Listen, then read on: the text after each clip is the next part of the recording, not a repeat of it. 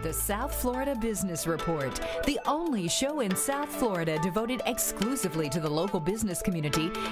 There's some vital details in every franchise agreement. So coming up next, I talk with Delray Beach attorney Jerry Marks, who specializes in franchises. And in an interview taped earlier, I asked Jerry, what were some of the pitfalls in a franchise? Most franchise buyers equate buying a franchise with buying success. And they think that if they buy a franchise, I've got it made. And what they fail to do is they fail to investigate before investing. And that's key. Well, okay, when you say investigate, is it like talk to other franchise buyers, or, you know, you're one of the top franchise lawyers in the Southeast and in the East Coast. They would say, hey, listen, I'm going to call up Jerry and find out what he says. Is that how they do? That's a good way to investigate? Well, when people call me, the first thing I tell them to do is, you have a great resource tool. Your franchisor has given you a book about this thick called the FDD, the Franchise Disclosure Document. And in that, I mean, you could just, your eyes could just water looking at all the small print. But here's what you do. I want you to go to one section that has litigation in it. I want you to see how many lawsuits were brought by former franchisees against the franchisor, just as a measurement as to whether there's good feelings between the franchisor or not. Good faith involved here? Exactly, or whether there are claims of fraud, claims of income, fraudulent income representation.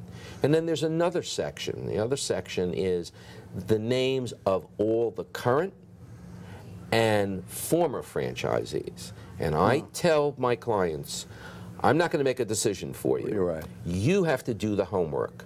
This is your livelihood. This is your investment. Here's what I want you to do. I want you to call a sample and say, I'm considering buying this XYZ franchise. What can you tell me about it? What did you expect? What did you receive? And so you go in with a neutral tone, and you're just gathering information. Okay.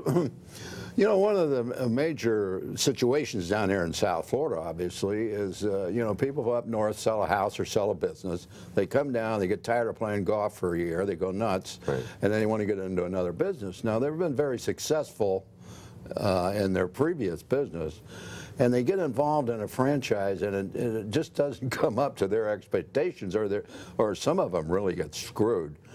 What is your comment on something like that with a former successful business person getting involved?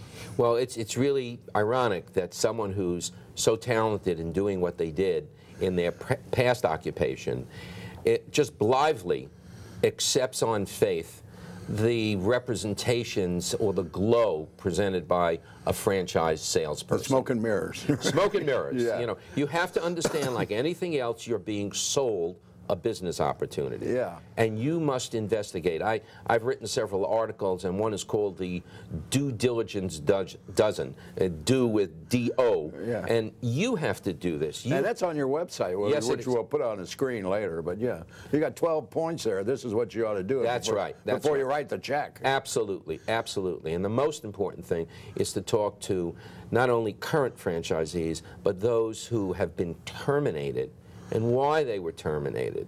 And now you're starting to get a really good idea of what this opportunity is all about. Jerry, get involved. Okay, so we'll look at a McDonald's franchise, which is extremely expensive, running at several $100,000 or more, versus another business opportunity that runs about $25,000, we'll say. Is there a big difference in handling these type of deals? Well, most people put McDonald's up as the gold standard, as it should be. Yeah. But it's not really, you're not really able to buy one McDonald's. Right.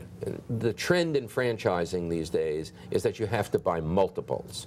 And most people do not have the capital that it would take to open 3 or 4 McDonald's. Right. So they will look at lesser opportunities. And when you say $25,000 or $30,000, that's just the franchise fee. That isn't the cost of the fit out for, let's say, a restaurant or whatever, which could run $300,000. Yeah, you know, if you're building a standalone building, you know, a restaurant, it could be costly. And remember, if that fails, that's a $300 expense to you. A $300,000. Yes. Yeah. And so you want to watch your money very carefully, whether you put it in or whether you borrow it. Well, do you think, you know, there's a lot of successful franchise people here in South Florida.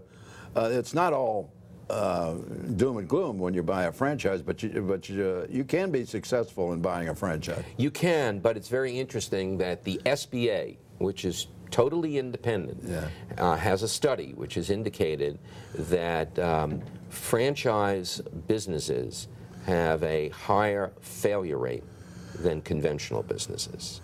And you would just think the opposite. But just because something is a great product, just because you enjoy going to a restaurant or using a particular tool or whatever, doesn't mean that you're going to be able to make a living or invest in it and have somebody else run it for you successfully, which is a prime product, a prime problem here in South Florida with people coming with their success and wanting to continue being active. But it's more than ever, you must thoroughly investigate it, and we help them through the process. Being a franchise buyer is not a good situation to being a passive investor. Being a passive investor in any situation is fraught with danger. Yes, you know, you have to watch the register. That's right. Listen, Jerry Marks, God bless you. Thanks a lot for being here. Thank you. We're going to put your website up on the screen now in case any people out there are interested in buying a franchise. You got to talk to you or go to your website first, boy. You'll save a lot of headaches. Thank you very much, David. It's a pleasure. God bless you. And we have a nurse.